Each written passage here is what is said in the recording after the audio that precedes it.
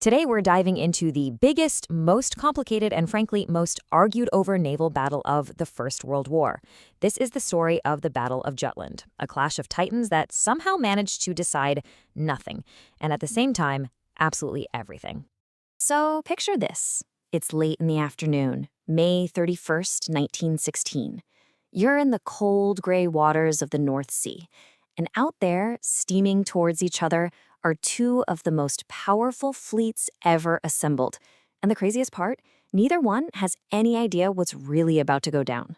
And when I say powerful, I mean it.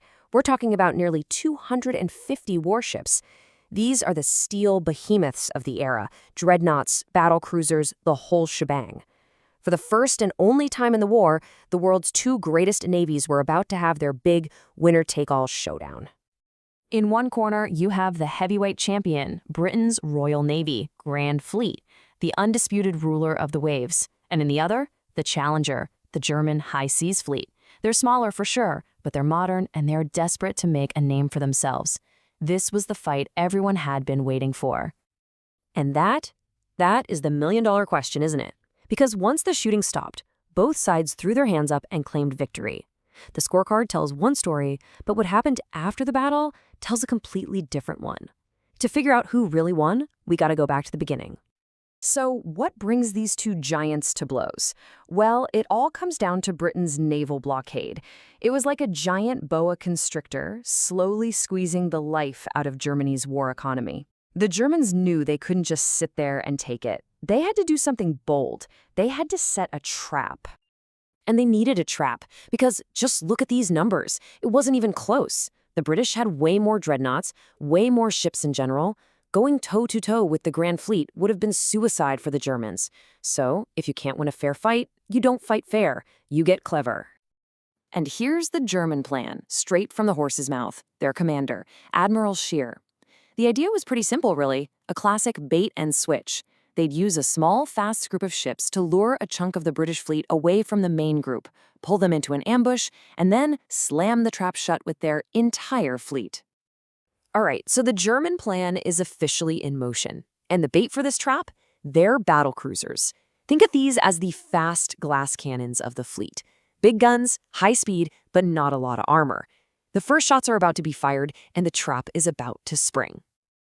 And the British take the bait. Hook, line, and sinker. Their commander, Admiral Beatty, was known for being aggressive, and he sees the German ships and immediately gives chase, heading south. But this is exactly what the Germans wanted. He's sailing right into their arms. And the price for this mistake is paid almost instantly. In less than an hour, two massive British battlecruisers, the Indefatigable and the Queen Mary, just vanish. They take direct hits to their ammunition magazines and are vaporized in colossal explosions, taking over 2,000 sailors down with them. As he watches one of his flagships get blown to pieces, Admiral Beatty turns to his captain and says this. It's one of the most famous understatements in all of military history. Can you imagine?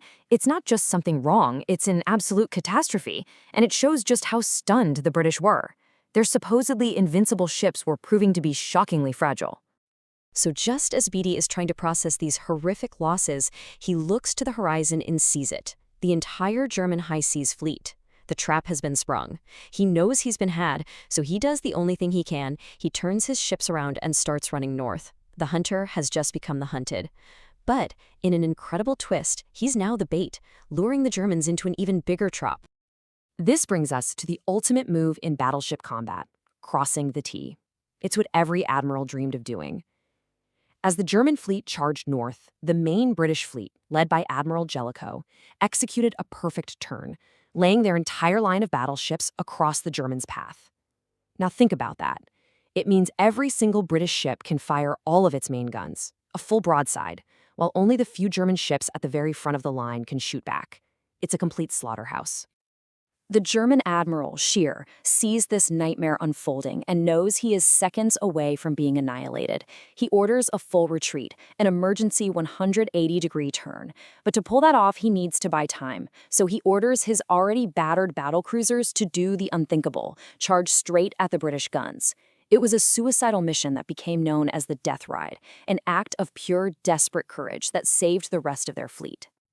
So, after all that chaos and fire, the German fleet manages to slip away into the night and get back to port. The British are left holding the field, but the next morning, the newspapers are a mess of confusing headlines. Both Germany and Britain are claiming they just won a massive victory. So, what's the real story? Well, if you just look at the scoreboard, the Germans have a really strong case. Tactically, they cleaned up. They sank almost twice the tonnage of British ships. They punched way above their weight. And the numbers for the human cost tell the exact same story. The British lost more than double the number of sailors. So looking at these two charts, you'd think, okay, case closed. It was a clear, hard-fought German win. But is that really it? Is it that simple?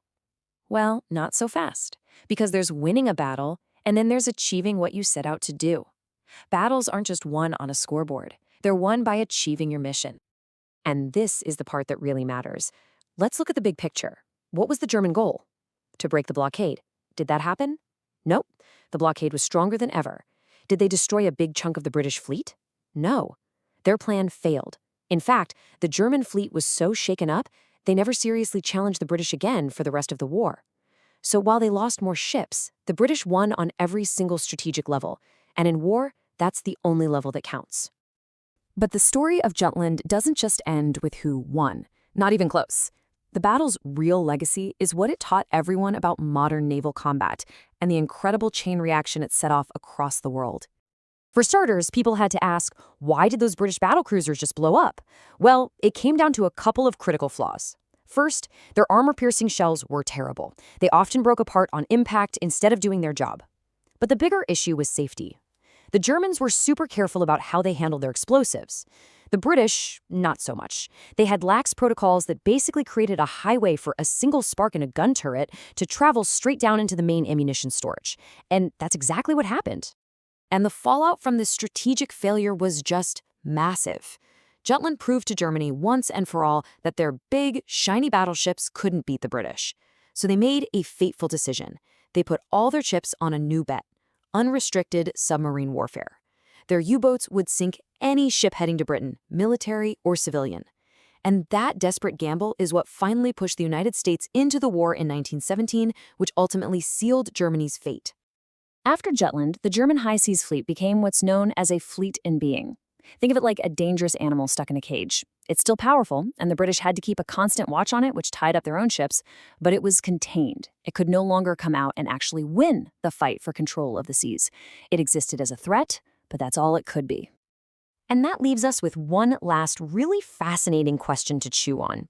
Jutland was supposed to be the ultimate showdown, the Super Bowl for dreadnoughts, the very battle they were all built for. And yet, the result didn't really decide anything on its own, and its biggest consequence was pushing Germany to fight with submarines instead. So here's the paradox. Was the greatest battleship battle in all of history actually the moment that proved the battleship was already becoming obsolete?